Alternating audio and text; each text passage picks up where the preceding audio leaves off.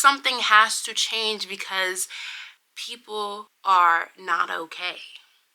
Certainly are not okay. So I would say this: if you don't believe me, let's pull up the stats. Hey guys, welcome back to my channel, and if you didn't already know, act like you know, because it's DadaZoe. So let's hop right into this video. So today I want to switch it up just a little bit, and I'm gonna get my hands dirty, but I didn't want to get my actual hands dirty, so I put on some gloves. Okay, so today we're gonna be talking about 9 to 5 fatigueness. We're gonna be talking about happiness, and then also fulfillment. Where? Literally. And then I also wanted to incorporate a video by Steve Cutts, and he basically made a beautiful animation on happiness, and I thought it was an interesting thing to couple with basically what I have to share today with and discuss about. So I have my notebook. You already know, like, this is becoming kind of part of my YouTube channel aesthetic, I guess. So yeah, I have a story that I wrote out, and I just want you guys to just hang on in there with me. I didn't want to have to say it off the top of my dome, because honestly, when I'm recalling certain stories, it could take me a moment depending on the day and the time and whatever, right? So without further ado, let's just hop right into it. The reason why I wanted to create this video, a subject that is alarming basically, and it's the rise of a lot of people realizing that they aren't being able to live out a fulfilling life. And that is because of the 9 to 5 schedule. And honestly, more people than not are working 40 plus hours a week to make ends meet. And with the state of our economy alone, it is becoming even more alarming that people are entering a stage of fatigueness that is depressing. I mean, you can see the statistics on depression, how much it's increased, how much violence has increased, and how much loneliness has increased. With the loneliness that has increased, we have seen the statistics on, why that loneliness is there, and it equates, the bigger part of the equation is that 9 to 5 schedule. People are spending more time with their colleagues, and not a lot of people go to work to become friends with someone. They go to work to make ends meet, to have that earning, cultivate acquaintanceships, and then possibly friendships, but they are still on the level of colleagues. You're my friend at work, but when it's time to lock up the offices, it's time to roll out, you say bye to the person at the front desk, you hop in the car, and you see 10-20 missed calls, you see text messages that have lingered on for weeks on end, and you are just sitting there thinking, what is life? I haven't seen my mother in months. The last time I spoke to her was 2 weeks ago. There's all these different things that are impacting even our social lives, and that's why there's such a huge uproar on, or even outcry of something has to change because people are not okay. Certainly are not okay. So I would say this: if you don't believe me, let's pull up the stats, because that's gonna be more eye-opening for the people that are basically combating us with the people that are 9 to 5s, or it's just not clicking anymore. It's not making sense anymore. It's not making sense with our bodies, physically, mentally, emotionally. So let's pull up the statistics. Who do we spend time with across our lifetime? In adolescence, we spend the most time with our parents, siblings, and friends.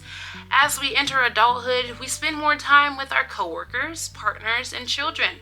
And in our later years, we spend an increasing amount of time alone. And people are basically fighting back on that. They don't want that type of model to continue. They want to disrupt that. model. And I'm here for it because we are simply not robots. We are people that need to feel, that need to hug one another, that need to socialize. We never do well when we go at anything in life alone.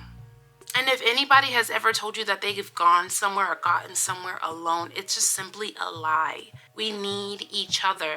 We need to remove ourselves completely from the rat race that we have essentially gotten ourselves into because we have been complacent into continuing into the rat race because we see no other model, when really it is just time to create a different model. And with that comes with giving up things that you are comfortable with. You need to get uncomfortable because something new is being created. And in that something new will be a space for everyone.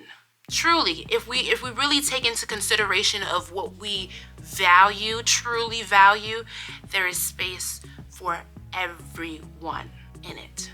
So before it had a different chart table and whatnot, I switched it so it's just like easier to read.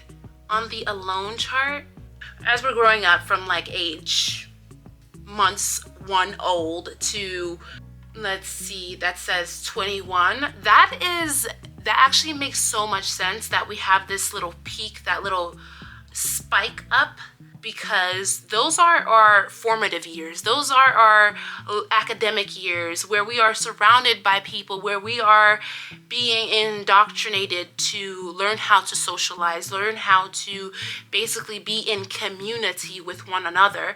And then as we, go into our 20s, it kind of gets a little steady.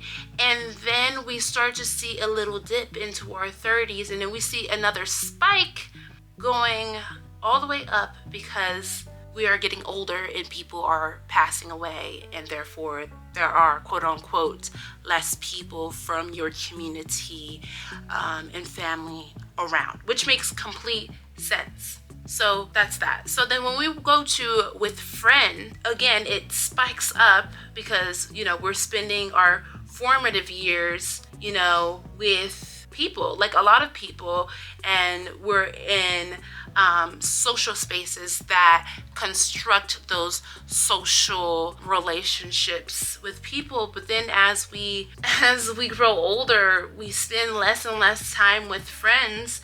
And then you go down to with coworkers, you spend more time with your coworkers than you do with friends, because these are the people that you are spending the most time to have some type of living situation in order to earn in society, in order to continue to learn.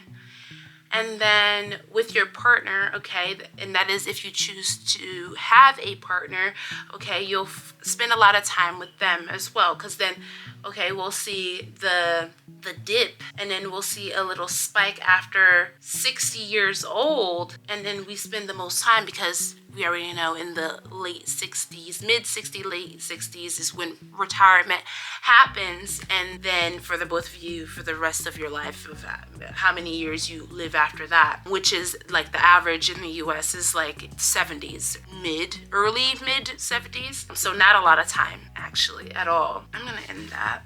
I think I'm gonna do a part 2 because I really think that this video is really important, and I don't want it to be too long that people lose focus or interest in what I have to say, and like what I basically want both of us to continue to learn.